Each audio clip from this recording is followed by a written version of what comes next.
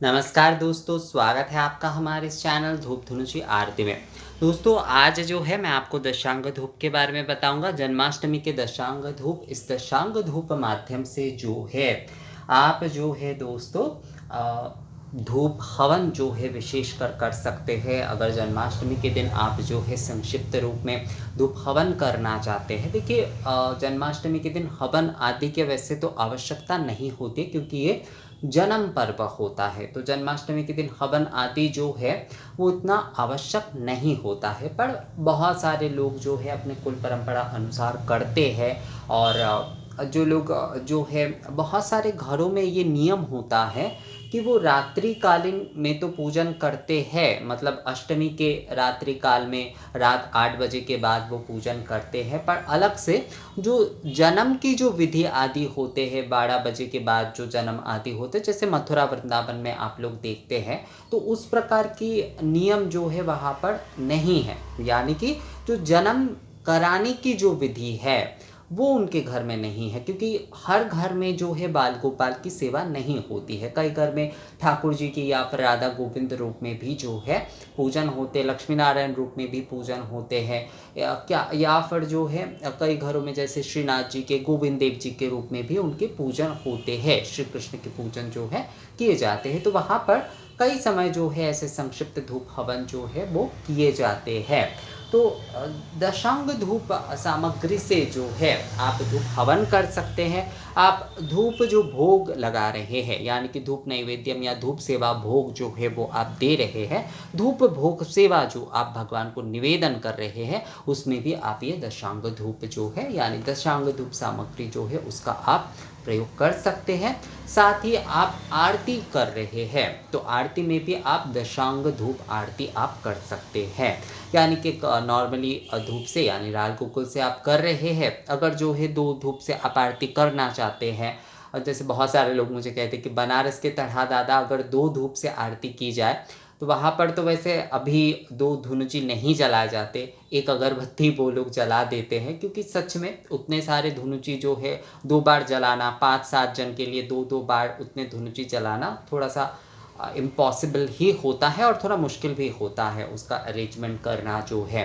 तो वहाँ पर इसलिए वो लोग पहले अगरबत्ती से आरती करते, उसके बाद धुनुची धूप से आरती करते। तो आप घर पे जो है दोनों धुनुची से कर ही सकते हैं। एक में आपने लाल गोकुल नॉर्मली कर लिया, और दूसरे में जो है आपने जो है दशांग धूप से किए। उसके बाद जो है आपने सप्त दीपक जलाकर आरती की, उसके बाद पंच दीपक जलाकर आरती की। तो बहुत ही जो है ना सुंदर होगा ये परिवेश जो है जन्माष्टमी का, बहुत सुंदर होगा। देखिए आरती से ये मैं अगर अपने व्यक्तिगत तौर पे मैं कहूँ तो देखिए, जब धूप प्रज्वलन करके हम ये धूप निवेदन करते हैं और दीपक प्रज्वलन करते थे, देखिए जैसे मैंने ऐसे आप देखिएगा, हमेशा मैं अपनी जब पूजा आदि बताता हूँ या फिर जो कुछ भी अपनी वीडियो में दिखाता हूँ, तो उसमें धूप दीप की जो है ना बहुत मैं विशेषता से प्रयोग करता हूँ। ये आप लोग देख ही सकते हैं, मेरे धूप पूजा आदि के बर्तन हो, धूप दीप के पात्र आदि हो, या फिर हमारे वीडियोस में तो आपको पता चल ही जाता है।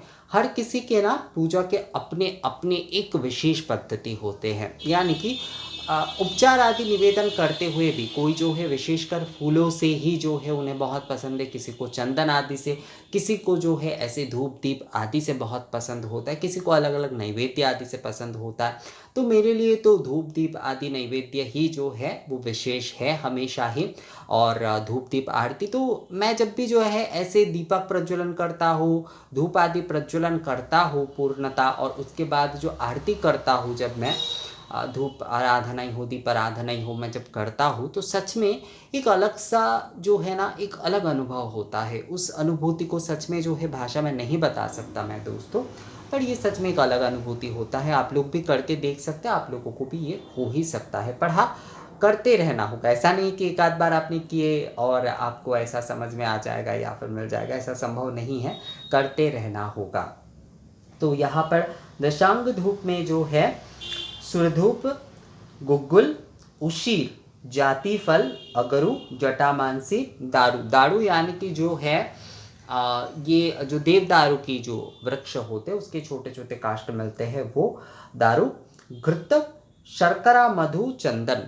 शर्करा मधु, शर्करा या मधु इसमें से आप एक का उपयोग कर सकते हैं, या फिर दोनों ही उपयोग कर सकते हैं, और चंदन।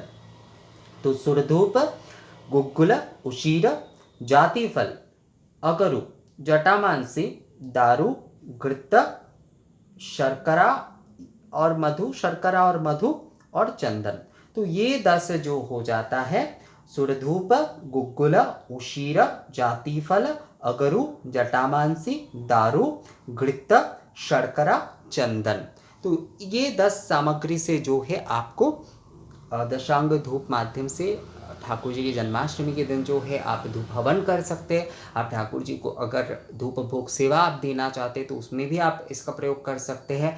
साथ ही जो है आप धूप आरती अगर कर रहे हैं तो उसमें भी आप ये प्रयोग कर ही सकते हैं। यहाँ पर मैं एक चीज़ आपको बता दूँ दोस्तों, अगर आप धूप आरती के लिए दशांग धूप कर रहे हैं तो वहाँ पर ना शर्करा मत दीजिएगा, वहाँ पर कर्पूर दीजिएगा। वहाँ पर आप जो है कर्पूर दीजिएगा, कर्पूर का इस्तेमाल करिएगा आप वहाँ पर। यानी कि अगर आप आरती के लिए कर रहे हैं तो वहाँ पर सुरधूप, गुग्गुल, उशीर, जातिफल, अगरु, जटामांसी, दारू, घृत, कर्पूर, चंदन, ये आप उपयोग करिएगा। देखिए शर्करा देने से कोई समस्या नहीं है, शर्करा भी दिए जा सकते हैं आरती में, उसमें भी कोई समस्या नहीं, क्योंकि आरती भी एक नैवेद्य ही होता है। आरती के माध्यम से भी जो है हम पंच प्राण वायु के निवेदन कर रहे हैं, हम नैवेद्य ही अर्पण कर रहे हैं। इसीलिए अगर आप जो है पूजा की कोई विशेष उपचार आदि नहीं कर पा रहे हैं तो केवल आरती धूप दीप से केवल आरती करने से ही आपकी पूजा संपूर्ण हो जाती, क्योंकि उसमें ही हम मतलब नैवेद्य आदि भी आप अलग से नहीं दे पा रहे, पर फिर भी आप जो है केवल आरती कर रहे हैं तो उससे भी आपकी पूजा संपूर्ण हो जाती है।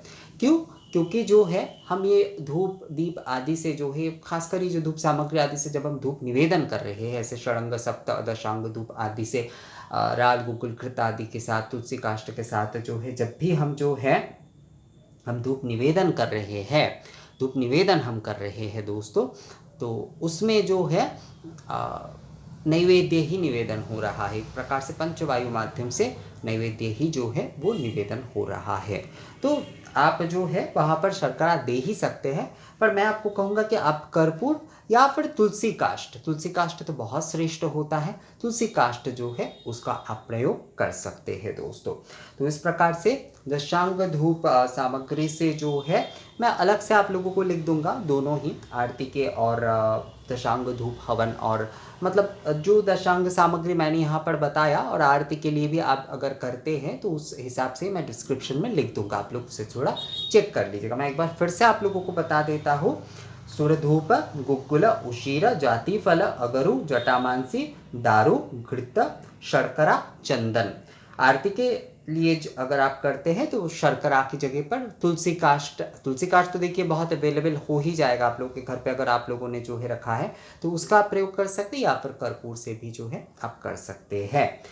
तो यही था दशांग धूप के विषय में जन्माष्टमी के। ये वीडियो कैसा लगा आप लोगों को मुझे कमेंट्स करके ज़रूर बताइएगा। मिलते हैं आपसे अगले वीडियो में, तब तक के लिए नमस्कार।